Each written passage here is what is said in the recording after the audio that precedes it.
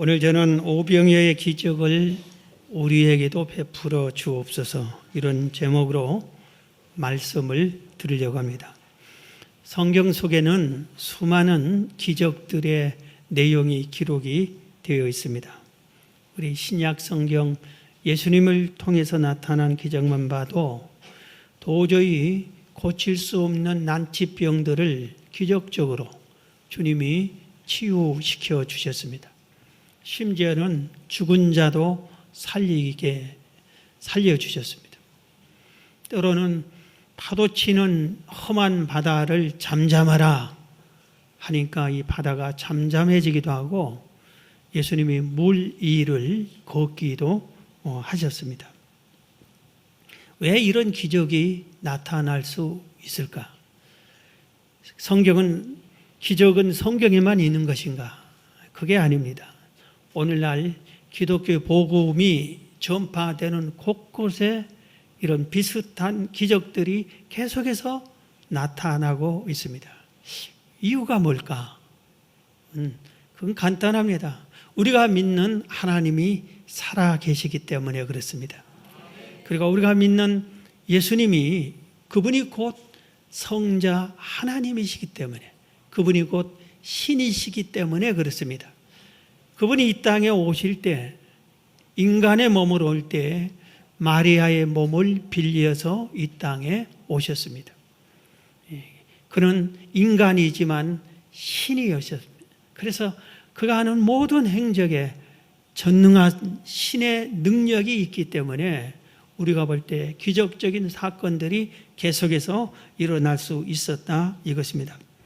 오늘 보면은 오병이의 기적이라고 표현을 하는데, 보리떡 5개와 물고기 이 2마리를 가지고 장정만 5,000명, 그러니까 남자 장정만 5,000명, 그러니까 여자와 아이들과 노인들을 합치면 최소한 10,000명에서 20,000명 사이, 아무리 적어도 10,000명 이상이나 되는 그 숫자를 보리떡 5개, 물고기 2마리로 다 배불리 먹고 12광줄이나 남는 놀라운 기적의 사건이 오늘 오병이의 기적의 사건입니다. 오늘 이 오병이의 기적과 비슷한 기적이 여러분들에게 꼭 필요할 줄로 압니다. 또 우리 교회에도 꼭 필요할 줄로 압니다. 지금 경제적으로 심히 어렵고 힘들고 정말 복잡하고 그럴 때에 하나님께서 이 오병이의 기적을 여러분의 가정에, 사업장에 일어나면은 얼마나 감사하겠어요. 우리 교회도 이제 생명센터 건축이 설계가 나왔는데 시작이 되는데, 우리가 이 120억 가까이 되는 이 건축비가 어떻게 되겠어요? 하나님의 오병이의 기적이 나타나야 이루어질 줄로 믿습니다. 그래서 이런 기적을 우리가 사모하는데, 이 기적을 어떻게 해서 나타나야 되느냐, 이겁니다. 우리 가정에 내게 정말 이런 기적이 꼭 필요하는데 어떻게 하나님은 누구에게 이런 기적을 주느냐, 어떤 사람에게 주느냐, 어떤 때에 주느냐 하는 것을 오늘 본문을 통해서 우리가 배워야 됩니다.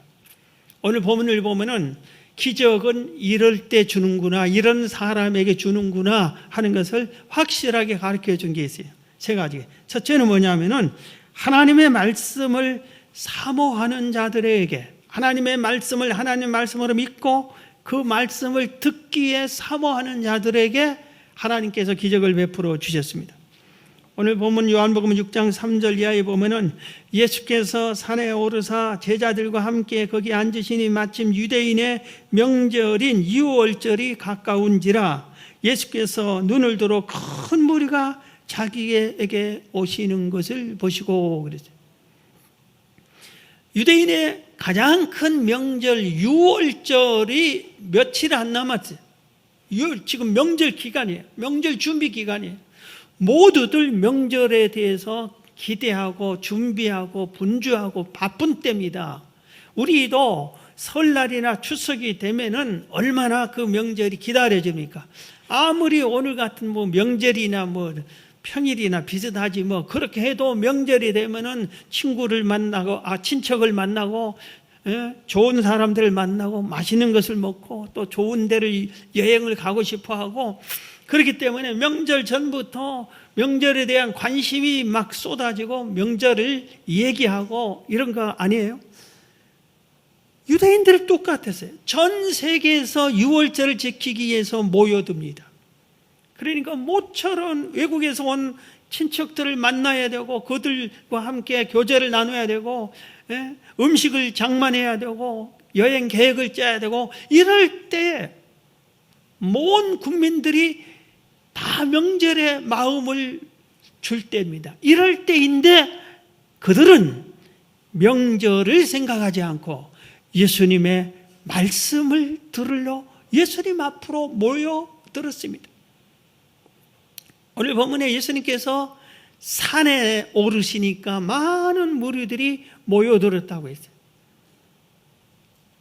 그냥 이렇게 우리처럼 예배당에서 예수님이 강사로 오셨다 해서 이렇게 예배당에 오셔서 평안한 우리 의자에 앉아서 예배드린 것처럼 그런 게 아니라 산에서, 산 언덕에 울퉁불퉁한 돌짝 있고 그런 곳에서, 그곳에서 예수님이 산에 오르라. 그런데 무리들이 몰려들려서 예수님께서 그들에게 말씀을 외쳤습니다. 그런데 이들이 얼마나 말씀을 사모했는지 아침부터 모여가지고 점심 먹는 시간이 지났어도 한 사람도 움직이지 않아요. 우리가 이 편안한 의자에 앉아서 설교를 2시간만 해보세요. 중간에 나간 사람도 있을 거예요. 힐끔힐끔 쳐다보는 사람도 있을 거예요. 그런데 이분들은 그렇지 않았어요. 저녁까지, 해질녘까지 그들이 주의 말씀을 사모해서 주님이 외치는 그 말씀을 한마디도 놓치지 않으려고 사모하는 마음으로 들었습니다. 예수님이 평소에 이런 말씀을 하셨어요. 사람이 떡으로만 살 것이 아니라 하나님의 말씀으로 살 것이라고. 우리 육신의 먹을 이 양식을 먹으면 사는 게 아니라 하나님의 말씀을 들어야 내 영혼도 산다. 내 영혼이 살려면 하나님의 말씀을 들어야 된다. 육신의 양식만, 육신의 먹을 것만 생각하지 말고 영혼의 양식을 사모하라, 이 말씀입니다. 여러분, 기적은 하나님 말씀을 들을 때 시작이 됩니다. 하나님 말씀을 사모해서 한마디도 놓치지 않겠다. 저 말씀을 내가 꼭 내 것으로 만들어야 되겠다. 이런 사모하는 마음으로 들을 때에 기적이 나타납니다. 왜 하나님 말씀을 들을 때, 사모해서 들을 때 나타납니까? 하나님의 말씀은 살아있기 때문에 그런 겁니다. 하나님 말씀은 놀라운 능력이 있기 때문에 그랬습니다. 하나님께서 천지를 창조하실 때 말씀으로 창조하셨어요. 그래서 우리들이 하나님의 말씀을 함부로 대해서는 안 돼. 이 말씀 자체가 책으로 봐서 안 돼. 이 말씀은 하나님이 지금 나에게 말씀하시는, 하나님의 음성으로 말씀하는 것과 기록된 살아있는 하나님 말씀과 동일한 거예요.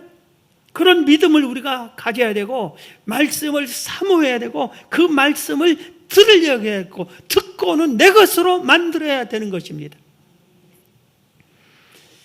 평양 대부흥이라는 책이 있습니다.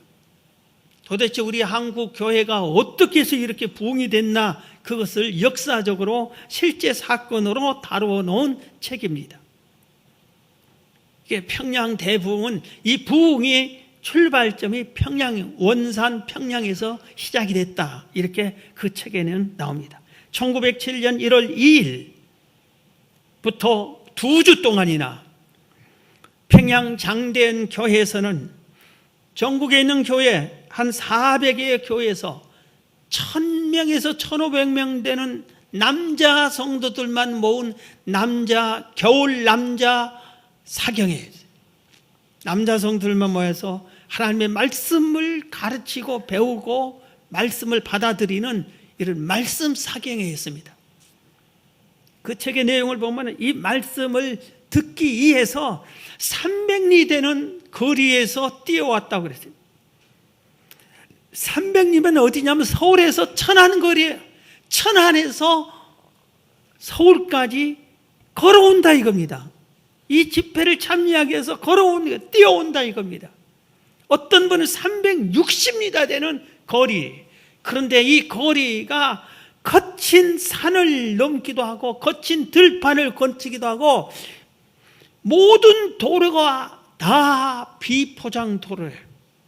여기저기 돌멩이들이 있고 막 흐트러져 있어. 잘못하면 발 다치고 넘어지면 상처도 있고 이런 평탄한 길이 아니다 이겁니다.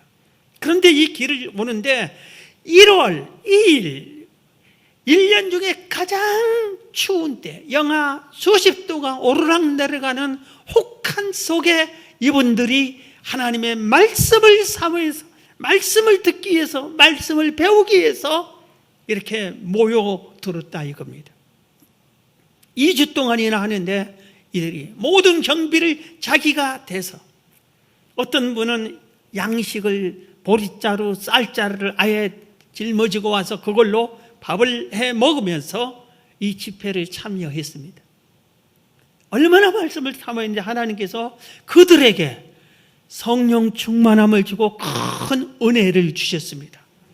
그래서 그들이 이 성령을 받고 은혜를 받고 자기 개교회에 찾아가서 거기서 또 은혜의 말씀 운동을 일으키고 부흥 운동을 일으켜서 이게 전국적으로 퍼져서 부흥의 운동이 일어났다. 이 책은 그렇게 결론을 내리고 있습니다.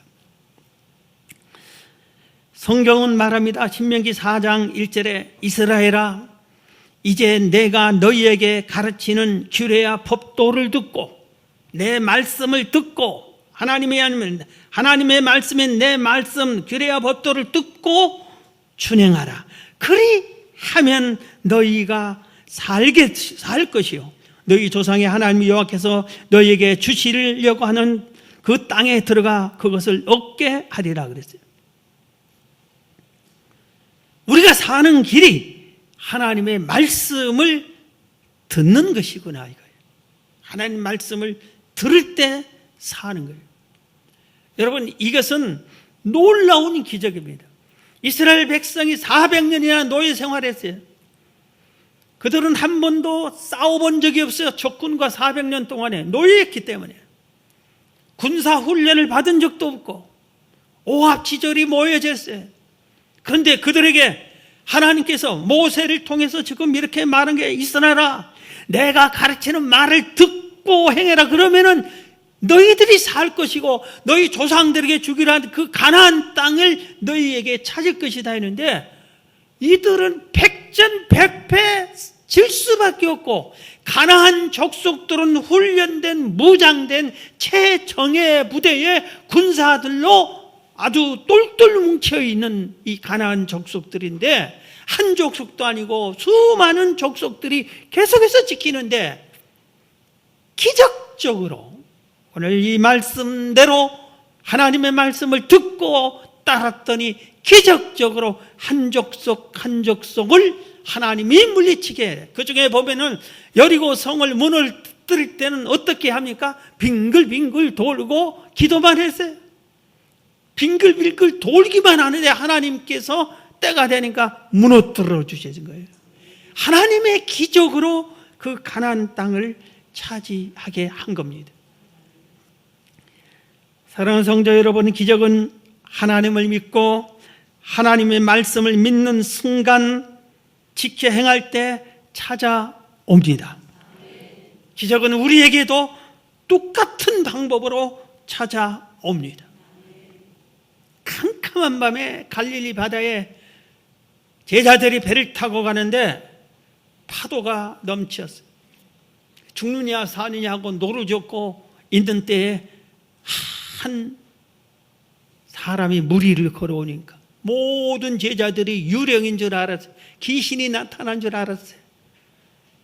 다들 이젠 죽었다, 귀신까지 나타났다 하는데 그 유령이라고 보는 그분이 나다, 나 예수다 그럽니다.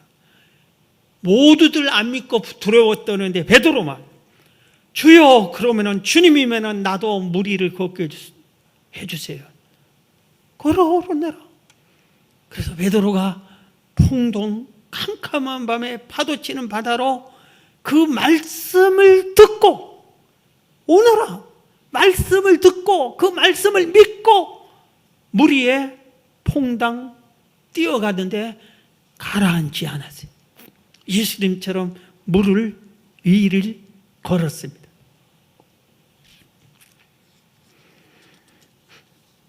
사랑하는 성도 여러분, 하나님 나에게도 말씀해 주십시오. 하나님의 말씀이, 성경이 하나님의 말씀으로 믿어지는 믿음을 주세요. 목사님이 설교할 때 사람의 소리가 아니라 하나님의 말씀으로 들리게 해주세요. 여러분 그렇게 기도하셔서 여러분이 가지고 있는 성경이 책이 아니라, 성경책이 아니라 하나님의 말씀으로 믿어지게 해서 이 말씀이 여러분을 기적으로 나아가게 나타나는 역사가 있기를 주의 이름으로 축원합니다. 오늘 본문의 두 번째는 믿음으로 순종하는 자, 믿음으로 행하는 자를 통해 하나님이 기적을 나타내 주셨습니다. 오늘 본문 내용은 마태, 마가, 누가, 요한복음, 오병의 사건은 너무 중요한 사건이기 때문에 사복음서에 다 기록이 되어 있어요. 마가복음 6장 35절에 보면 이렇게 기록이 되어 있습니다. 때가 저물어 가매 아침부터 저녁까지 말씀을 들었어요. 제자들이 예수께 나와 여짜오되 이곳은 빈들이요 날도 저물어 가니 무리를 보내어 두루 촌과 마을로 가서 무엇을 사 먹게 하옵소서 그랬어요. 예수님 아침부터 지금 해질 때까지 이 10,000명이 넘는 무리가 주의 말씀만 들으려고 앉아서 배를 쫄쫄 굶고 있습니다. 이제는 해산시켜서 어디서 각자 사 먹게 해산해서 돌려보내세요 그랬습니다. 이 말이 옳은 소리예요? 틀린 소리예요? 여러분 생각 어떻게 해요? 맞은 소리잖아요. 건의를 한 거예요. 그래서 예수님께서 너희들이 이들을 먹을 것 해결해 주라고 그럽니다. 그러니까 제자들이 두 배로 쫙 갈라집니다. 빌립이, 계산이 빠른 빌립이 제일 먼저 주여 안 됩니다. 어떻게 10,000명이나 되는 사람의 빵을 사올 수 있겠습니까? 음식을 어떻게 10,000명분을 어디서 주문을 하겠습니까? 식당도 없고요. 식당이 만약에 찾았다 해도 10,000명분을 준비한 해놓은 식당이 어디 있겠습니까? 한 10인분이나 준비해 놓겠지. 안 됩니다. 없습니다. 할 수 없습니다. 그냥 해산시켜야 됩니다. 모든 제자들이 다 빌립 말이 맞다고 빌립편에 서서 주님 말 쳐다봅니다.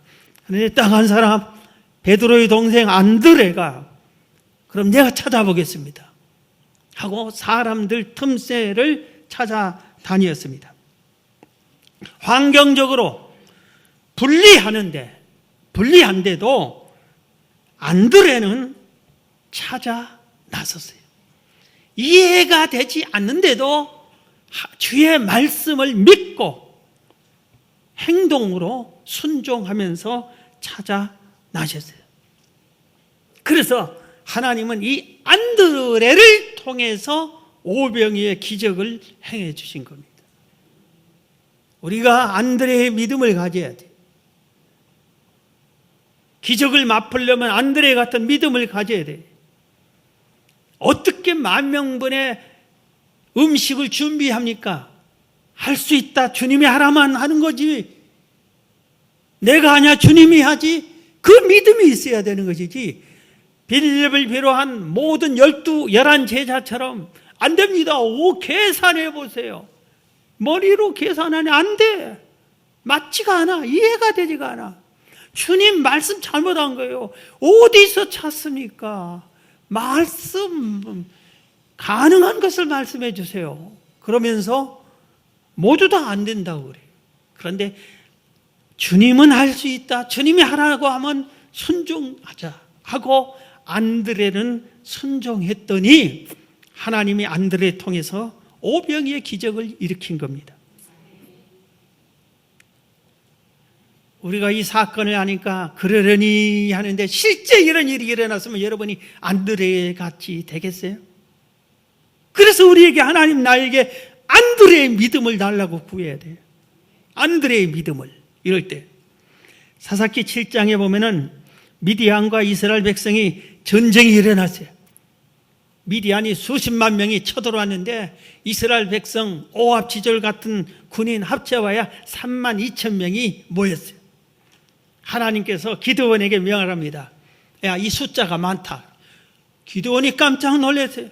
지금 이 숫자도 적어서 싸우면 질 수밖에 없는 숫자인데 이 군대 숫자가 많다며. 하나님이 이렇게 말씀하셨어요.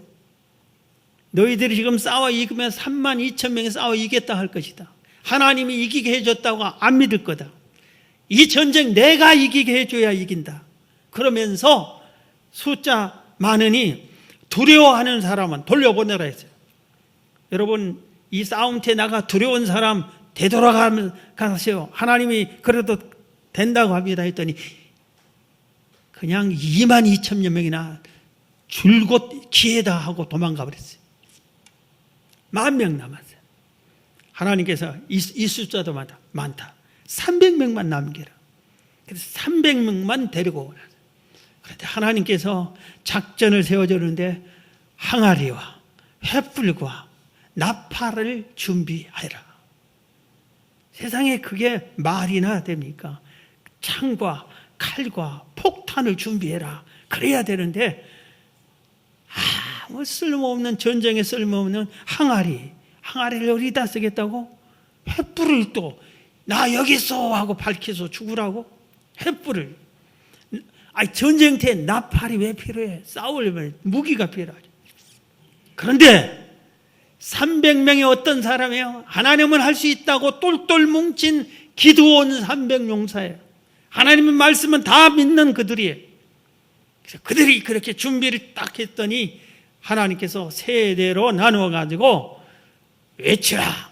항아리를 깨고 횃불을 왼손에 들고 오른손으로 나팔을 불어라 하고 했더니 그냥 항아리가 300개가 짱그랑 깨지고 횃불을 싹 들고 나팔을 300개가 불어댔습니다. 그러니까 그들이 바다 모래처럼 많이 진지에 누워 잠자던 그들이 깜짝 놀래가지고 오늘 사사기 7장을 보면은 눈을 뜨면서 정신을 못 차리고 하나님이 역사하셔가지고 자기들이 막 보이는 대로 칼을 휘둘렸어요. 다 적군인 줄 알고 나만 살자 하고 했더니 다 죽었어요. 할렐루야. 3만 2천 명이 가도 질 싸움인데 300명이 가서 이겼어요. 놀라운 기적이에요. 놀라운 기적이에요. 왜? 기드온이 하나님이 한 말씀을 믿고 그대로 순종했기 때문이에요. 기드온이 아닙니다. 하나님 작전이 틀렸습니다. 하나님 말 못 믿겠어 하고 군사를 더 모집해 가지고 10만 명을 데리고 갔다고 해봅시다. 그 싸움 다 졌을 거예요. 10만 명이 죽었을 거예요. 그런데 하나님이 하라는 대로 수십만 명을 싸우는데 300명 데리고 싸우는 것도 하나님이 하라는 방법대로 했더니 기적이 나타난 겁니다. 여러분, 여호수아의 기적이 많잖아요. 엘리야의 기적도 많잖아요. 나만 장군에게 엘리사가 찾아왔어요. 무능병을 낫게 하라고. 그래서 나만 장군에게 쳐다보지도 않고 요단강에서 7번 목욕하면 나을 것이다. 하나님의 말씀을 대신 전해주셨어요. 엘리사 선교사님이. 그랬더니 나만 장군이 가서 요단강에서 7번을 목욕했더니 그 온몸에 문둥병인 이 몸이 어린아이 피부처럼 깨끗이 나았어요. 나만 장군이 그 말을 믿지 않고 어떻게 이 나병이 목욕한다고 낫느냐. 내가 목욕을 한두 번 한 것도 아닌데 어떻게 나병이 7번 들어갔다 나와야 되느냐. 상식적으로 옳은 소리를 말해라. 그리고 불순종했더라면 그는 나병으로 죽었을 겁니다. 그런데 엘사 선지자를 통해서 전해진 하나님의 말씀을 믿고 순종했더니 깨끗하게 나았어요. 이게 우리에게 필요해요. 우리에게 하나님 말씀이 이치에 맞지 않아도, 이해가 되지 않아도 순종하는 것, 믿고 순종하는 것. 여러분, 기적을 맛보려면 여러분이 믿고 순종하시면 됩니다. 믿고 순종하기를 주의 이름으로 축원합니다. 마지막으로 한 가지 더 말씀드립니다. 우리가 기적을 맛보려면 오늘 본문에서 배우는 것은 하나님의 말씀을 믿고 사모하는 자들, 그 다음에 하나님 말씀을 믿고 순종하는 사람, 믿음으로 행하는 자들을 통해서 기적을 행한다고 했는데 하나가 더 있습니다. 자기를 희생하고 주님께 헌신한 자를 통해서 하나님은 기적을 행합니다. 안드레만 있다고 기적이 나타난 게 아니에요. 안드레가 예수님의 말씀을 듣고 무리를 향해서 어디 먹을 것 없습니까? 음식 없으니까 우리 예수님이 음식을 찾습니다 하고 사방을 헤집고 다녔어요. 이미 아침부터 저녁 때가 됐으니까 있으면 벌써 중간에 자기들이 다 먹어버렸겠지. 없겠지. 아무도 없어요. 그런데도 안드레는 믿음으로 계속 찾았고 예수님 말씀에 순종해서 음식을 찾아냈고 여기 어디 없습니까? 하고 했을 때 한쪽에서 여기요 하고 어린아이가 손을 들었어요. 그래서 그 어린아이가 우리 엄마가 배고프면 먹으라고 내 도시락을 싸줬는데요, 예수님 말씀이 너무 은혜가 돼서 점심 먹을 시간을 놓쳐버리고 있어요. 여기 도시락이 하나 있습니다. 그래서 안드레가 전체를 헤매다가 도시락 하나를 찾았는데 그것을 갖고 주님께 갔더니 주님이 축사했다. 그 축사의 그 원어의 뜻은 감사, 축복하며 감사했다는 뜻이, 하나님께 감사 기도를 드리고 나눠져서 5,000명 이상이 먹고 12광주리가 남았어요. 여러분, 어린 아이에게서 음식을 뺏어 먹어본 적 있어요? 제가 제 손자, 손녀에게 내가 내 돈 주고 사주고 할아버지 한 번만 먹을게 줄래 해도 안 줘요. 애들은 먹을 것은 절대 뺏기지 않습니다. 그런데 이 어린아이도 자기 거예요. 자기가 먹는 거예요. 다른 게 아니라 먹는 거예요. 아이에게는 먹는 것이 제일 중요해요. 그런데 그것을 주님이 찾습니다. 주님께 바치십시오 했더니 자기가 희생하고 주님께 헌신한 겁니다. 이 씨앗이 있었기 때문에 어린아이의 도시락, 보리떡 5개와 물고기 2마리, 이 도시락이 있었기 때문에 이 씨앗 위에 하나님이, 주님이 축복 기도하니까 역사가 나타나서 5,000명 이상이 먹고 12광주리가 남는 거예요. 기적은 우리의 희생이 있어야 돼요. 헌신이 있어야 돼요. 주님께 나의 가장 소중한 것을 희생할 줄을 알아야 돼요. 그래야 거기 위에 하나님이 축복 기도가 들어가는 겁니다. 우리 한국 교계의 부흥사의 아버지라고 하는 분이 박용묵 목사님이십니다. 이번 우리 교단의 목사님이신데 그 아들들이 지금 다 큰 목회를 잘하십니다. 이분이 기독교 부흥협의회를 만들어서 초대 회장이에요. 거기에는 2대 회장 신영균 3대 회장이 조윤기 목사님, 이런 분들, 우리 한국의 모든 봉사의 협회 제일 중요한 단체의 초대 회장이에요. 이런 분이 대구 문화촌 교회를 심호할 때입니다. 대구 이 문화촌 교회 성도들이 목사님이 교회에 재정이 필요해, 재정이 어려워요. 그런데 있는 성도들이 좀 헌금할 만한 성도들이 헌금을 안 해. 그래서 왜 이렇게 헌금도 않고 교회는 어려운 거 뻔히 알면서 그럽니까 하고 계속 울며 기도하고 있는데 어느 날 신방 가려고 이 목사님이 대문 앞에 나오는데 거기에 문둥병 환자가 가만히 이를 딱 이렇게 보시고 깡통을 하나 들고 목사님이십니까 하고 물으셨어요. 옛날에는 이렇게 나병 환자들이 곳곳 마을에 다닌 때였어요. 그랬더니 제가 이 교회 목사입니다. 무슨 일이십니까? 목사님, 제가 이 교회 11조를 드리려고 기다리고 있었습니다. 목사님 만나려고 왔습니다. 보니까 가만히 이를 덮어쓰고 그 누추한 모습에 피고름이 있고 그 모습이 너무나 불쌍하고 그리고 너무나 가련해 보이는데 11조를 내겠다. 그래서 자기는 상주에 있는 교회 성도인데 드리겠다고. 그래서 우리 박용 목사님이 11조는 본교에 내는 거 아닙니까? 그랬더니 압니다. 그런데 저는 언제 내가 본교에 갈지 모릅니다. 이 길 저 길 또 돌아다니는데 그러다가 언제 길거리에서 죽을지 모릅니다. 그래서 때가 되면 11조가 좀 모아지면 하나님이 감동 주는 데 가서 11조를 내고 그래 왔습니다. 받아주세요. 그래서 목사님이 그 11조를 내는 걸 보니까 이 깡통에서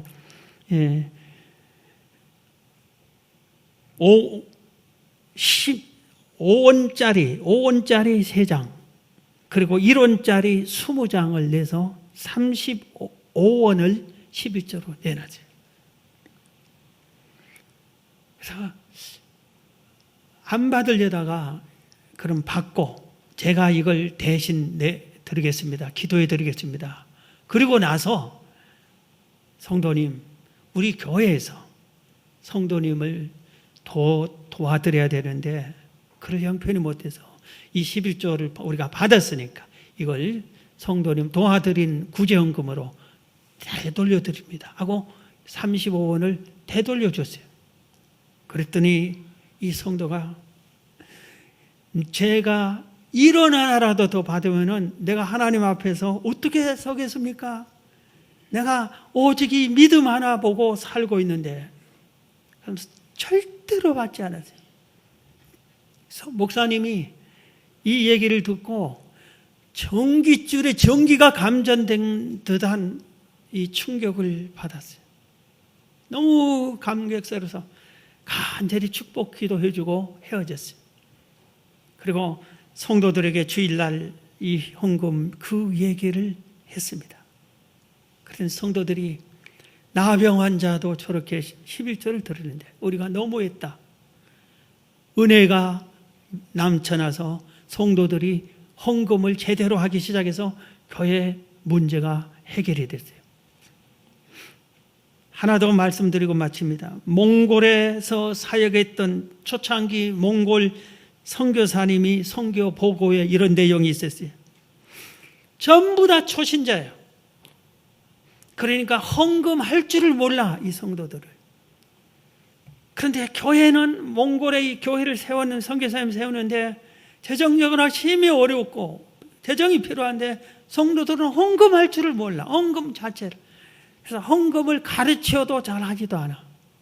그런데 어떤 분이 11조를 배우는 그때에 이렇게 말해요. 목사님 아무거나 11조 해도 됩니까? 하니까 하나님으로부터 받은 수입은 무엇이든지 11조를 내면 됩니다. 그랬더니 제가 다음 주에 11조 하겠습니다 하더니 자루를 가지고 왔어요. 그게 뭐냐면 소똥을 말린 거를 가져왔어요. 자루에 가지고. 우리는 소똥하면 이거 교회를 하나님을 우습게 여기냐고 화를 냈을 텐데 몽골에서는 이 소똥이 요긴하게 쓴대. 제일 요긴하게 쓴 것은 10개월이나 거기는 추워. 몽골 우지방에는 10개월이 겨울이 10개월이에요. 그런데 석탄으로 난로를 떼는 게 아니라 소똥 말린 소똥으로 난로 연료로 사용해. 그러니까 이게 얼마나 많지. 이건 시장에서 내다 파고 사기도 해요. 그런데 자기가 한 달 모았던 소똥의 10분의 1을 자루에다 넣어 가져온 거예요. 그렇게 하나님이 다른 사람들이 감동을 받았어요. 그래서 어떤 사람은 말을 치는 사람은 말 새끼를 가져오고, 그래서 교회가 살았는데 선교사님 보고 내용 보면 그대로 말씀드리면은 이 처음 소똥 11절 냈던 분의 부근에 거기는 소와 말들을 풀어놓고 기르는데 이 소와 말들이 들판에서 실컷 풀을 뜯어먹고 볼일 볼 때 되면 그 집 아빠의 앞 가까이 와서 볼일을 보고 또 가서 볼일 볼 소들이 다 와서 이렇게 놓고, 그러니까 석탄 덩어리를 던져놓고 가고 던져놓고 간 거와 마찬가지. 그래서 가까운 남들은 소똥을 모집하려고 멀리 쫓아다니는데 집 앞에 있는 거예요. 그렇게 해서 이분이 아주 하나님께 영광을 돌렸다고 합니다. 사랑하는 성도 여러분, 하나님의 기적은 오늘날도 분명히 있습니다. 누구를 통해서? 오늘 말씀을 사모하는 자, 말씀을 믿고 순종하고 행동으로 옮기는 자, 자기를 희생하고 헌신하는 자, 그 헌신의 씨앗에 기적의 복을 주시. 여러분의 오병이의 기적이 여러분의 가정에도 나타나시고, 여러분 우리 교회도 나타나게 여러분들이 기도하고 사모하셔서 기적의 축복자들이 다 되시기를 주의 이름으로 축원합니다.